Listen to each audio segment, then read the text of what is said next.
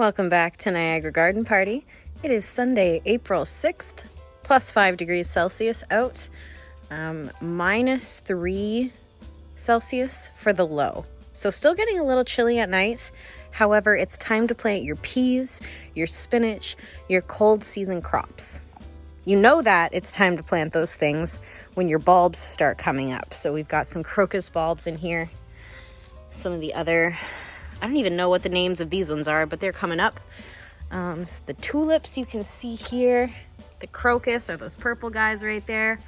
And my columbine is coming back, which is very exciting.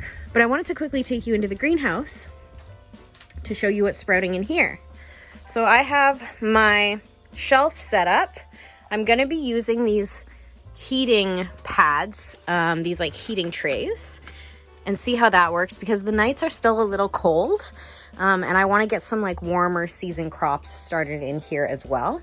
Some marigold and things like that. If you come over here, my husband has some more apple seeds sprouting. Some apple seeds in there. This guy is Swiss chard. In here, you can see the peas have really started to pop, as well as the kale. You can see the rows that I put in here. 1, 2, 3 rows of kale. I'm gonna let them go before I thin them so I can harvest a bit of the kale as I go. The chamomile that we planted in here is doing totally fine. Even though it's a little bit chilly at night still, it doesn't seem to mind. Some dill sprouting up there, that's self-seeded, which is pretty cool. This is daisies, I believe, and they're making a comeback.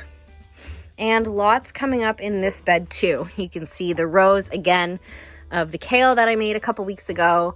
And finally, these peas are a little farther behind than the ones in that other little square bed, but they're all coming up.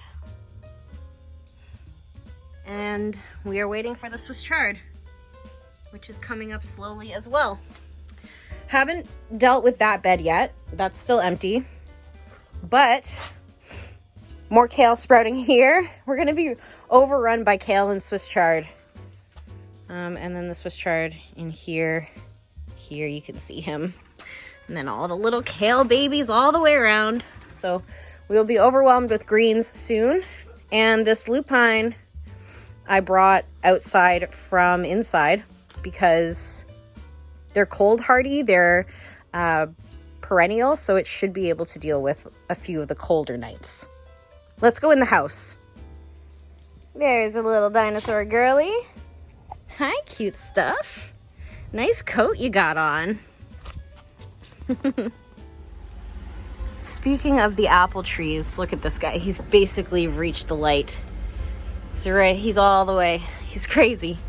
These are the ones my husband started from seed like 3 months ago, and they're all doing very, very well. We're very excited to take these all up to the farm property and plant our apple orchard.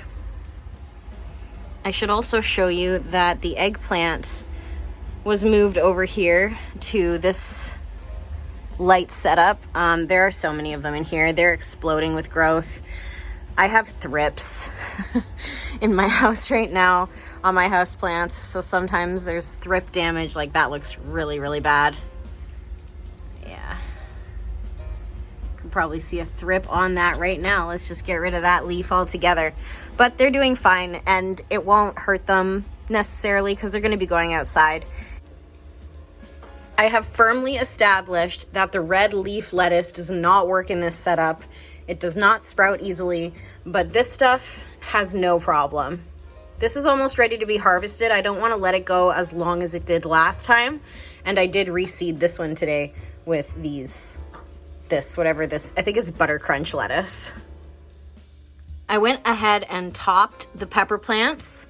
So I have a time-lapse video of me coming through here a couple days ago and just cutting off all of the tops. Some of them are already making like flowering, like budding. But cutting off the tops like this will encourage them to branch out from the armpits. You can kind of see this one's already doing it from this junction and down here, these junctions. So it'll be fine, and it buys me a little bit more time because they were getting pretty big. I've got some pepper plants over here. All of these flowers in this tray are doing pretty good. Except for the poppies, they're really starting to struggle. I don't know what happened. I don't know. Some of them I just had a harder time with. I think direct seeding them would be better. And then here's my crazy tray of tomatoes. I need to come through here and pot them all into their own individual pots. It's going to be a busy day when I do that. This guy's doing fine up here, and I have a few stragglers on the top shelf, flowers and an extra pepper. But everybody is growing and growing well. I'm so excited to get everything outside in like a month and a half.